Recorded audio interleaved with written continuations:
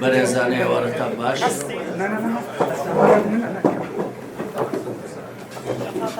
شەرەفمەند بووم کە کاک سەرۆ قادر برای بەڕێزمان تەکلیفی میکرد کە پەیوەک دەربارەی برای عەزیزم پرۆفێسۆر دکتۆر ڕەشاد میران اسم لدي دكتور رشاد قصة خوش شربان چونکە حقیقەتەن دکتۆر ڕەشاد پرۆفێسۆرە و ئەکادیمیەک ڕۆڵێکی گرنگی هەبووە لە پێشکەوتنی دیراساتی سۆسیۆلۆژی، ئانتروپۆلۆژی، ئەتنۆگرافی لە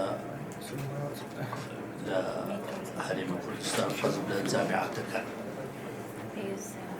وتارەکەی من بەو ناونیشانە دەبێت پرۆفێسۆر ڕەشاد میران خەڵاتی پۆشتکێنی وەردەگرێت.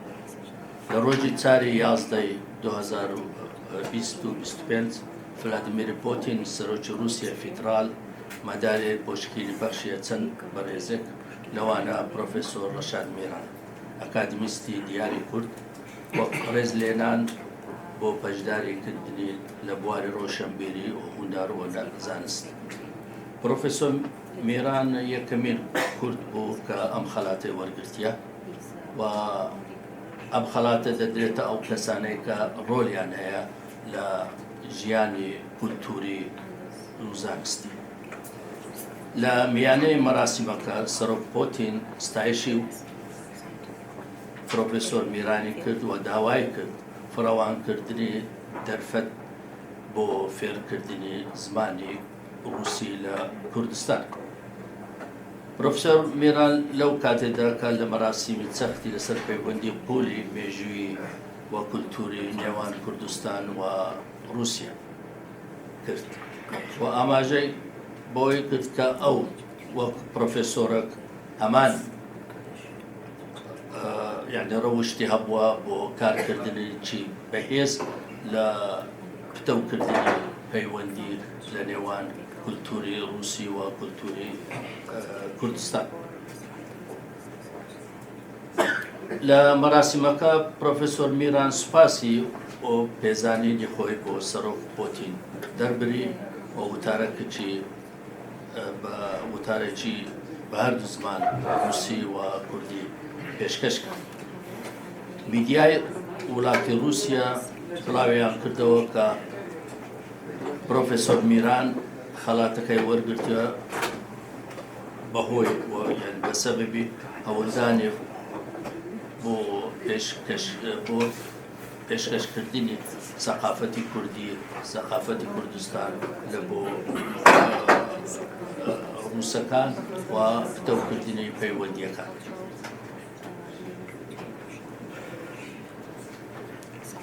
پرۆفێسۆر میران لە چاوپێککەوتنێکی کەناڵێکی تەلەڤیزیۆنی وتی کە ئەم خەڵاتە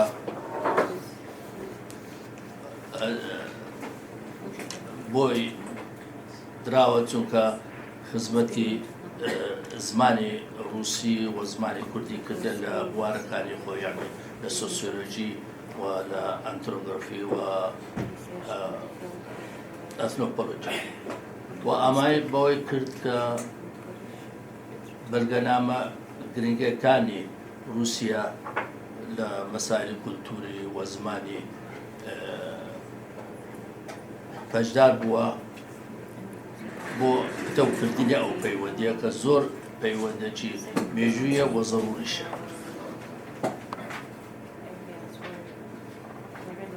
پرۆفێسۆر میران لەگەڵ جەنابی پۆتین قسەی کردووە و هیوای خۆی دەربری کە پۆتین ئەگە بتوانێتن زیارەتی هەرێمی کوردستان بکاتن. سەرۆک پۆتین بە خۆشحالیەوە ڕای دەربری و بە شێوەیەکی ئەرێنی تەقییمی وەزعی هەرێمی کردیە و لە کۆتاییدا پرۆفێسۆر میران بە زمانی کوردی سوپاسی سەرۆک پۆتینی کردیە بۆ ئەو مێدالی. لە هەرێمی کوردستان لە ڕۆژی 8 دیسەمبەر ڕێزدار سەرۆژ مەسعود بارزانی پێشوازی لە پرۆفێسۆر میرانی کرد و پێزانینی خۆی بۆ هەولە زانستیەکانی و ئەکادمیەکانی دەربێت. هەروەها پیرۆزبایی کرد لەسەر وەرگرتنە و خەڵاتە بووی. لە بارانبەری پرۆفێسۆر میران سوپاسی جەنابی سەرۆک بارزانی کرد و تێڕوانێکی گشتی لە کاری خۆی پێشکەشی جەنابیانی کرد. سەرۆکی هەرێمی کوردستان نیچرفان بارزانی گەرمترین پیرۆزبایی خۆی ئاراستەی پرۆفێسۆر میران کرد و ئاماژەی بەوەی کردکەوە هەولەکانی پرۆفێسۆر میران لە پسپۆری کۆمەڵناس و ئێتنۆگرافی هەروەها هەولەکانی لە پتەوکردنی پەیوەندی رووسیا لەگەڵ کورد بە تایبەتی لە بواری ڕۆشنبیری و ئەدەب و مێژوو جێگای خۆشحالی. لە ڕۆژی 27 دیسەمبەر ڕێزدار مەسعود بارزانی سەرۆکی حکوومەتی هەرێمی کوردستان پێشوازی لە پرۆفێسۆر میران کرد و ستایشی هەولی زانستی و ئەکادمیەکانی کرد و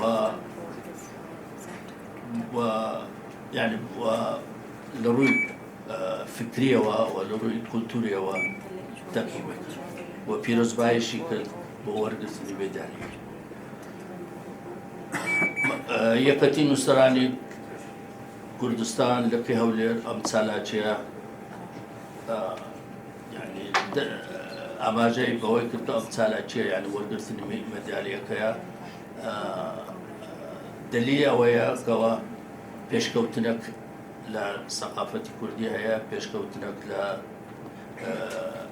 پەیوەندی لە بینی سەقافەتی ڕووسی و سەقافەتی کوردی هەیە. پارێزگاری هەولێر مەسەر چەختی لەسەرەوەی کردکەوە ئەم خەلاتە زۆر گرنگە کە دراوە بە پرۆفێسۆر میران، چونکە پرۆفێسۆر میران یەک لە هەلە مسەقەفەکانی یان ئەفکار مفەکرەکانی هەرێمی کوردستان. پەیمانگەی خۆمان گەشە پێدان و ڕاهێنان پیرۆزبایی لە پرۆفێسۆر میران دەکاتن و هیوای سەرکەوتنی دەکاتن و هیوای ئەوەی دەکاتن کەەوە دایمەن ئەشیای نوێ پێشکەشکاتن بۆ پتەوکردنی پەیوەندیەکانی ڕووس لەگەڵ کورد.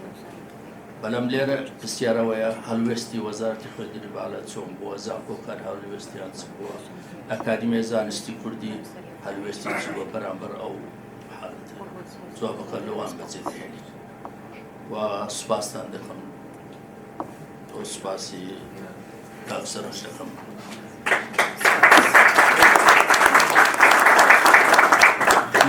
دوو خاڵمان هەیە. یەکە چەند دیارێکی ناسک لە قوتابیانی پرۆفێسۆر میران لەلایەن کاک عەبدولسەلام بەڕواری پێشکەشی جەنابیان دەکرێتن.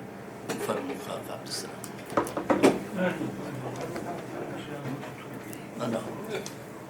تۆ قوتابی بۆ فایلەوێ دیارێکی زۆر بچووکە، دیارێک گەورەکە پێم ناکات بۆ خۆشەویستی جەنابی پێ باش.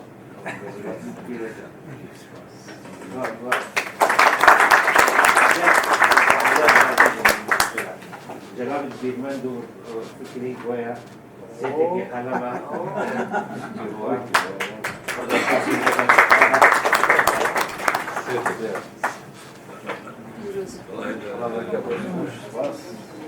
شارەزێکی گەورە بۆ بۆکە ڕۆژێک لە ڕۆژنامەی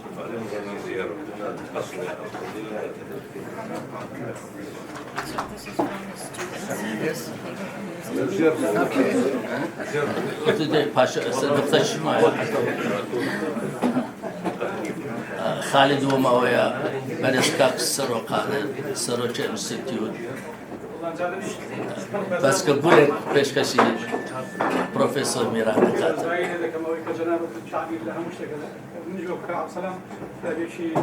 دكتور رشاد وشنازفي بس هم هنا بس قسم جبر كسب عليك دعاء دخين نفسه زور سپاس.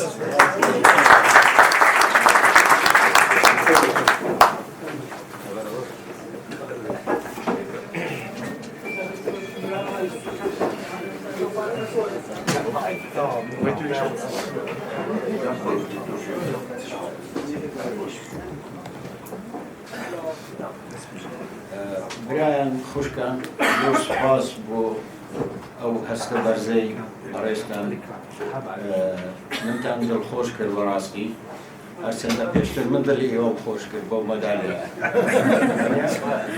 و ئەوەش مایە خۆشحالیم بوو بەڕاستی زیاتر لە مەدالیاکە ئەوە بوو کە هەموو کورد لە جیهان دڵی پێخۆش بوو بۆیش من پیرۆزبایی لە ئێوەش دەکەم چونکە ئەو مەدالیایە بۆ هەمووانە بۆ ئێوەیە بۆ هەموو کوردە بە ناوی کورد بە من درراوە هیوادارم کە شتی تریشی بەدواوە بێ